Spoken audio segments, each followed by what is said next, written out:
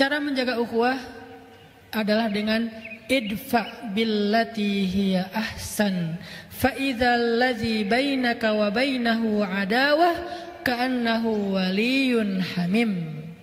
Balaslah keburukan dengan kebaikan, sehingga orang yang tadinya memusuhi kamu berubah menjadi pembela yang setia kepadamu. Ayatnya gitu. Idfa billati hiya ahsan fa idzal ladzi bainaka wa bainahu adawah ka'annahu waliyyun hamim. Balaslah keburukan dengan kebaikan, sehingga orang yang tadinya memusuhi kamu tiba-tiba menjadi pembela yang setia kepadamu. Apa contohnya? Contohnya perselisihan yang terjadi antara Abdullah bin Zubair dengan Muawiyah bin Abi Sufyan. Ada dua sahabat, dua-duanya hebat, keren, cuman keturunannya beda. Abdullah bin Zubair ayahnya adalah Zubair bin Awam. Zubair bin Awam satu dari 10 sahabat yang dijamin masuk surga. Keren ya ayahnya ya. Anak seorang laki-laki yang dijamin masuk surga. Julukan Zubair bin Awam adalah Hawari Rasul, pembela Nabi. Orang yang sangat ngebelain Nabi. Ibunya Abdullah namanya Asma bintu Abi Bakar. Berarti Abdullah cucunya Abu Bakar. Asma adalah seorang perempuan yang pernah membantu Nabi dalam hijrah dengan membelah ikat pinggangnya. Satu dipakai untuk mengikat bawaan Nabi di onta, satu lagi dipakai untuk mengikat bajunya sebagai tali pinggang.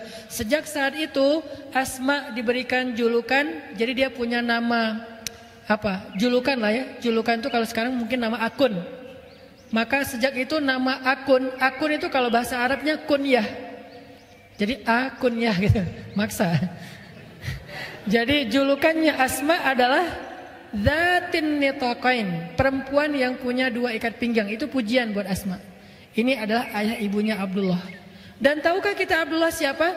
Abdullah adalah sahabat Nabi, bayi yang pertama lahir di kota Madinah setelah Nabi hijrah. Bayi yang pertama lahir di kota Madinah setelah Nabi hijrah. Kenapa spesial? Karena orang Yahudi itu memantra-mantrai kaum muhajirin ketika mereka hijrah. Kata orang Yahudi, siapa yang berhijrah ke kota Madinah, kami kutuk, gak akan punya keturunan. Sehingga sahabat muhajirin galau. Jangan-jangan berhasil nih mantranya Yahudi. Kan Yahudi tuh banyak main sihir ya. Mereka kayak nakut-nakuti dengan mantra. Pokoknya orang-orang muhajirin gak akan ada yang punya keturunan. Maka di tahun pertama Hijriah lahirlah Abdullah yang menjadi kabar gembira bagi kaum muslimin bahwa mantra itu tidak berpengaruh kepada mereka. Dan tahukah kita Abdullah itu siapa juga? Abdullah itu anak kecil usia 7 tahun. Kalau sholat duha merpati hinggap di atas kepalanya. Saking khusyuknya sholat duha. Usia berapa? 7 tahun, kelas 1 SD. Ada nggak sekarang anak kelas 1 SD sholat duha di sekolah? Anak-anak duha ya bu, duha Allahu Akbar. Datang merpati? Nggak ada. Kadang-kadang kita dengan nyamuk aja keganggu ya. Apaan sih ini nyamuk, laler dan segala macam. Ini merpati, kok bisa sih merpati hinggap di kepalanya Abdullah? Saking lamanya sholat Abdullah. Dia kalau berdiri itu bisa sejam nggak gerak. Kalau kita masih gerak, merpati itu kan nggak langsung hinggap ya, dia kayak curiga dulu gitu kan. Ini benar nggak sih orang atau kayu? Pertama ngedeketin dulu, gerak dikit menjauh kan merpati gitu kan. Dia nggak terlalu jinak. Tapi saking Abdullah itu berdiri nggak bergerak sampai seolah-olah nggak berkedip, ngeliat ke bawah aja, khusyuk banget sampai merpati hinggap di atas kepalanya. Setelah lama baru dia rukuk sujud beres sholat, orang-orang kagum dan bilang, Abdullah, gimana ya cara sholat yang khusyuk kayak kamu sampai merpati hinggap di kepala? Apa jawaban Abdullah? Merpati yang mana? Dia nggak tahu kalau merpati di kepala dia. Kita nyamuk aja tahu. Dia merpati nggak tahu, saking khusyuknya dia sholat. Tapi orang sekelas Abdullah ternyata bisa baper juga. Itu tuh namanya insaniyatus sahabah, sisi-sisi kemanusiaannya sahabat. Jadi kalau kita pengen belajar dari sahabat, jangan yang sisi-sisi supernya doang. Kadang-kadang kita jadi putus asa. Ternyata mereka juga sama kayak kita. Kadang baper, ada yang bete, ada yang sahabat yang kikir, pelit, ada. Ditawarin surga nggak mau, ditawarin dunia mau, ada. Ada sahabat yang emosional, gara-gara emosi akhirnya mencela, ada.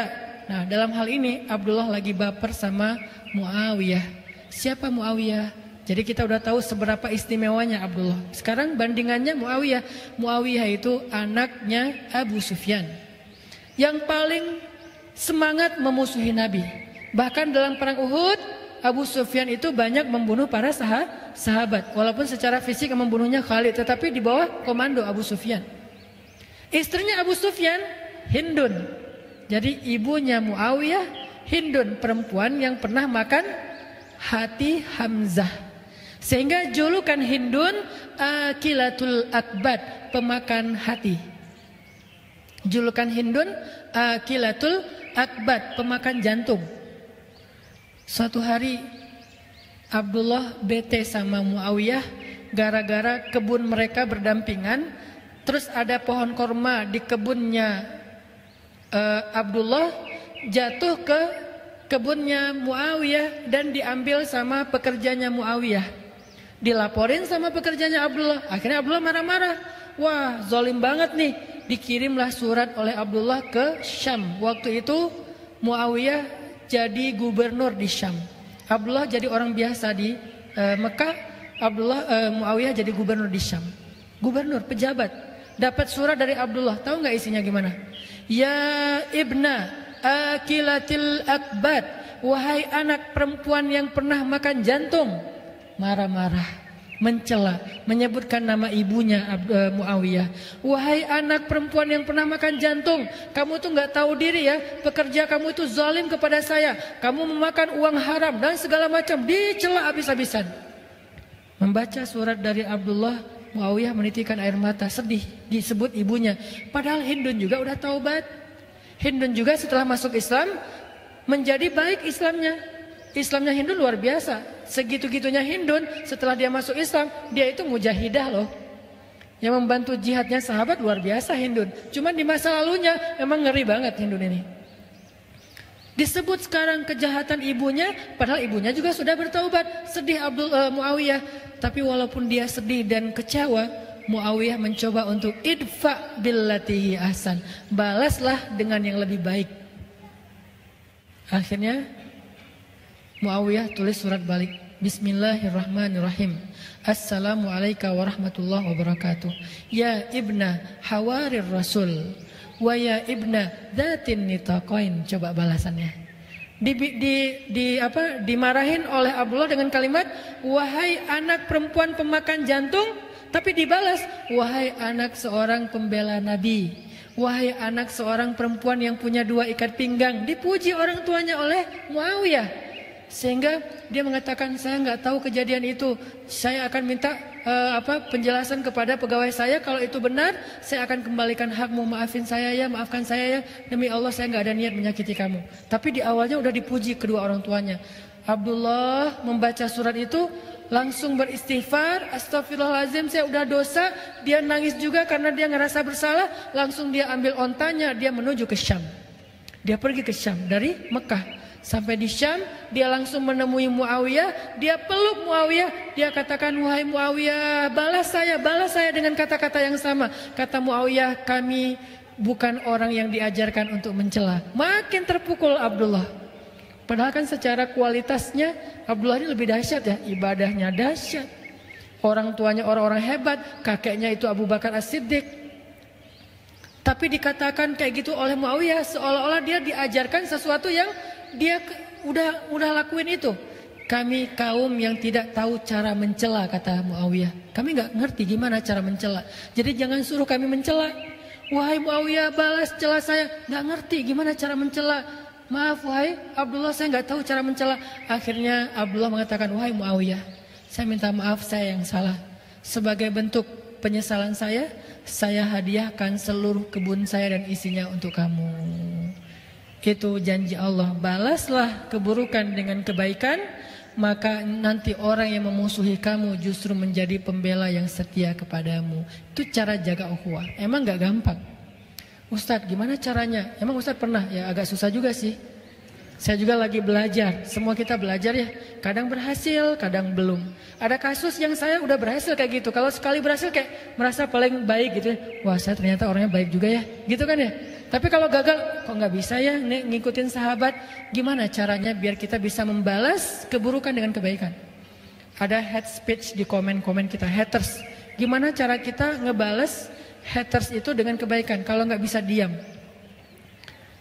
Maka para ulama mengajarkan satu cara yang paling indah. Katanya, ucapan yang buruk itu seperti air panas, kata ulama. Ucapan yang buruk seperti air panas. Kalau kamu baru mendapatkan air di gelas yang masih panas airnya, maka jangan langsung diminum. Tunggu sampai dia hangat atau sejuk, baru kamu minum. Karena kalau kamu minum panas-panas, lidahmu akan terbakar. Apa maksud dari perumpamaan ini? Ucapan yang gak menyenangkan kita tuh rasanya panas kan di hati, jangan langsung dibales. Karena ketika kita membalas saat itu pasti akan jadi kebakaran. Maka diamkan dulu kata-kata itu, ucapan itu sampai rasanya udah gak panas lagi di hati kita, baru balas. Pasti beda balasannya udah. Membalas ketika lagi panas dengan membalas besok atau lusa setelah udah agak sejuk, itu pasti beda. Itu cara Muawiyah membalas suratnya Abdullah. Pas dia baca dia sedih banget, dia kecewa banget, dia marah banget. Tapi dia diamin dulu. Selang beberapa hari dia udah tenang, dia baca lagi suratnya, dia tulis balasannya. Dan balasannya jauh lebih adem daripada yang pertama. Itu teknis banget yang diajarkan ulama. Makanya kalau kita lagi dapat semacam ucapan, capturean, kadang-kadang kan ada orang yang berada di dua grup ya. Kebenaran grupnya udah pecah nih. Dulu mereka satu grup, tapi kebanyakan left. Maka yang left ini pengen reuni, bikin lagi grup. Akhirnya jadilah dua grup. Tapi masih ada satu orang yang dia tuh kayaknya dengan siapa aja asik gitu. Pas bikin grup ini dia diundang juga. Adalah dia di dua grup. Nah pas dia ada di dua grup, dia menjadi orang yang justru kadang-kadang manas-manasin. Di grup sebelah lagi ngomongin grup sana, mereka bikin grup baru ya. Ya tuh kayaknya pasti lagi ngomongin kita segala macam. Akhirnya rame nih. Chat ini di capture, di forward ke grup sebelah. Grup sebelah lagi ngomongin kalian loh. Aku tuh ngomong kayak gini, aku capture biar kalian tahu ya karena aku sayang sama kalian gitu. Akhirnya grup sebelah rame. Nah kalau kita dapat yang kayak gini-gini nih, capturean, forwardan. Itulah pokoknya hate speech, comment haters segala macam, jangan di replay saat itu juga. Tunggu sehari, 2 hari, pas kita udah tenang, replay kalau mau di replay. Kalau nggak mau di replay, maka kata Nabi, falyakul khairan aw liyasmut. Kalau mampu nge-replay, itu terjemahan medsos terhadap hadis ini ya. Man kana yu'minu billahi wal yaumil akhir. Siapa yang beriman kepada Allah dan hari akhir di sosial media, hendaklah nge-replay yang baik-baik atau enggak usah di-replay sama sekali. Itu terjemahan kontekstual. Kalau omongan kayak gini dipotong, ini pasti jadi salah paham. Bener nih Ustaz emang aneh. Nerjemahin hadis sesuka-sukanya. Itu namanya bukan terjemahan letterleh, tapi terjemahan kontekstual dengan konteks sosial media. Kalau kita mampu replay yang baik-baik. Orang ngomong apa, kita ngomong sebaliknya. Sehingga dia jadi adem, semua jadi adem. Kalau kita nggak mampu, ya udah nggak usah dikomenin, nggak usah di-replay. Kalau nggak kuat, delete aja komennya. Kalau nggak kuat lagi, blok aja orangnya. Nggak apa-apa ngeblok juga, tetapi jangan sampai memunculkan perdebatan. Kadang ada orang yang memang perlu diblok, soalnya itu akun memang sengaja buat komen-komen doang. Pas kita lihat akunnya followers sedikit, postingan 0 ya. Buat apa lagi kalau bukan untuk rame-ramein doang gitu. Ya udah blok aja. Tapi dia pasti akan bikin akun baru.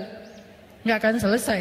Karena bikin akun kan gampang, tinggal bikin email, bikin akun jadi. Masuk lagi, komen lagi. Lama-lama kalau kita diemin terus dia capek sendiri. Tapi kita juga capek gitu dengan komen-komen kayak gitu ya. Makanya disitulah belajar. Falyakul khairan aw liyasmut. Kalau nggak bisa nge-replay dengan yang baik, maka mending kita diam. Ini cara jaga ukhuwah.